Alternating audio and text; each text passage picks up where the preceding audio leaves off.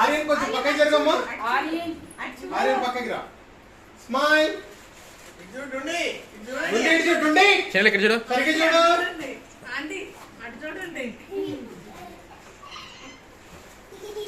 ఆగండి ఆగండి ఆగండి. స్మైల్. రెండు చూడండి.